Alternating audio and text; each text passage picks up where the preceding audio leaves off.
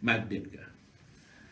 Mike Ditka who is probably the greatest, one of the more celebrated managers and coaches that ever coached a football team and managed a football team here in Illinois, in Chicago.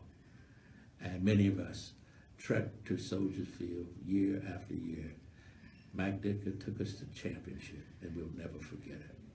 But that same champion sometimes has an ability or inability to see clearly what history teaches us.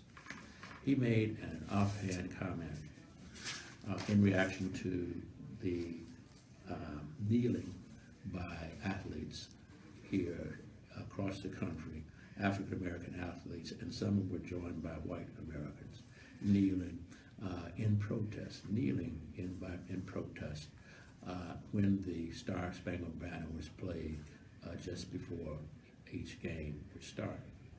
And so apparently President Trump decided that he was going to make this an issue, and it became a national issue.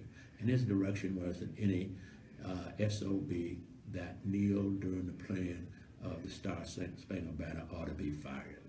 Well, it went viral, and there was counter-protest, and now more and more athletes are either kneeling or locking arms or raising their fists in protest. And what are they protesting? They're protesting about the fact that too often here in the United States of America, black lives do not matter. Too often here in the United States of America, members of the law enforcement establishment, a small minority of police officers take the law in their own hands and shoot down African American males, even if they have no gun or no weapon or no serious weapon, life-threatening weapon, and shoot them in the streets and kill them.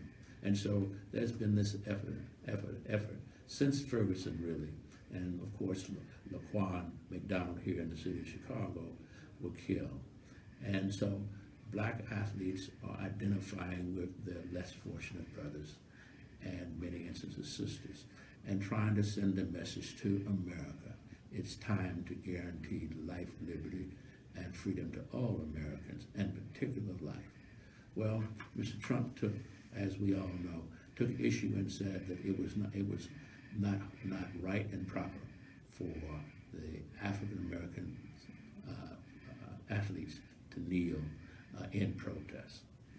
Now, that, of course, has been picked up by many conservatives across the country. And, of course, part of the issue is now, how do we get out of this mess that we're in? So Mike Ditka decided to add some of his wisdom to the discussion. And he noted that on America's race issues, listen to this, no oppression in the last 100 years. Where was Mike Ditka in 1950? Where was he in 1960? What was he doing? Was he asleep like Whit Van Winkle?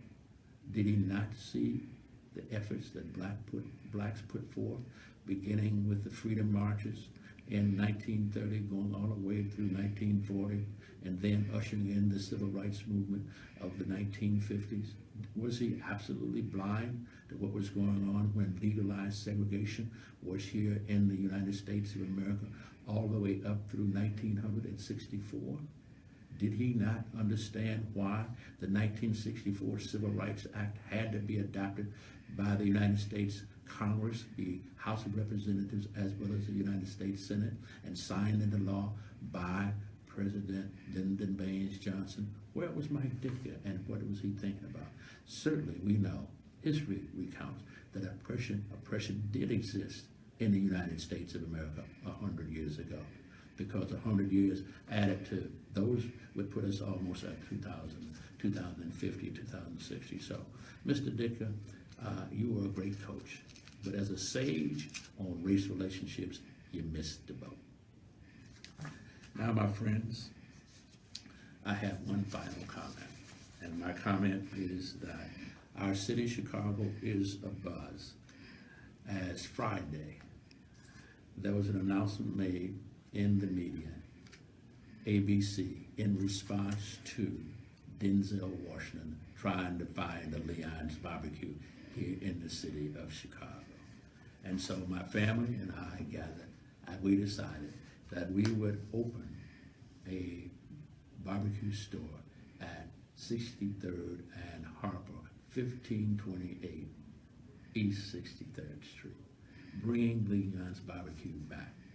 And we said publicly, and we'll say again, that we thank Denzel Washington for inspiring us to reopen that store and look for good things. The store will be open on Thanksgiving Eve, November the 22nd, 2017.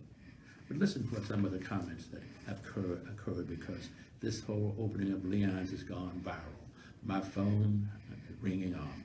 Donna Johnson from Chicago says, I hope he has the same mild sauce. Welcome back. Jazzy Guider from Chicago writes, yes, me and my kids love that place. We sit right in the parking lot and eat.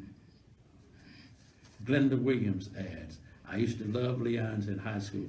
On Friday night after drinking responsibly, the best hashtag.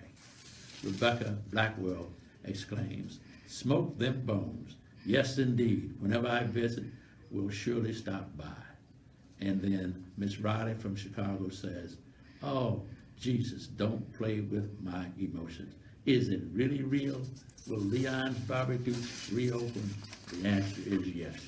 We'll be open, and we'll be providing the best Leon's Barbecue with that tangy sauce that was invented by or created by my late father, Leon Finney Sr. And from the entire Finney family, let me thank all of our well-wishers and know that we will not fail you. This is Leon Finney, and you can run